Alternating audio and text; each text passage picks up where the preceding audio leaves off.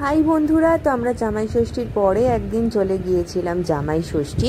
এর আগের দিনই তোমাদের বলিয়েছিলাম, আর আমি শাড়ি বার করেও শাড়ি পরতে পারিনি, কারণ ছিল প্রচণ্ড গরম। এই কুর্তিটা পরে নিয়েছিলাম, এগুলোই আমার গরমে কমফোর্টেবল মনে হয়, তাই আমি শাড়ি পরতে পারিনি।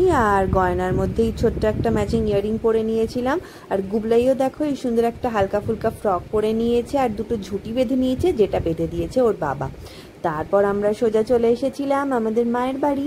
আর মা এখানে জুস দিচ্ছে আর মিষ্টি সাজিয়ে দিচ্ছে। আমার বর বলেই দিয়েছিল, যেহেতু আমরা রাতের দিকে গিয়েছিলাম গরম বলে সকালে আসতে পারিনি, আর রাতেও বলেছিল যে জল খাবারে কিন্তু তেমন ভারী কিছু খাবে না, তাই মা দিচ্ছে এই শরবত আর মিষ্টি। ওইটা দেখো, এই যে আমার বরের প্লেট সুন্দর করে সাজিয়ে দিয়েছে, কিন্তু আমার বর একটা মিষ্টিও খায়নি।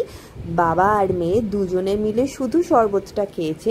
এবং তারপরে আরও অনেকে এসেছে, আরও অনেক এক্সাইটিং ব্যাপার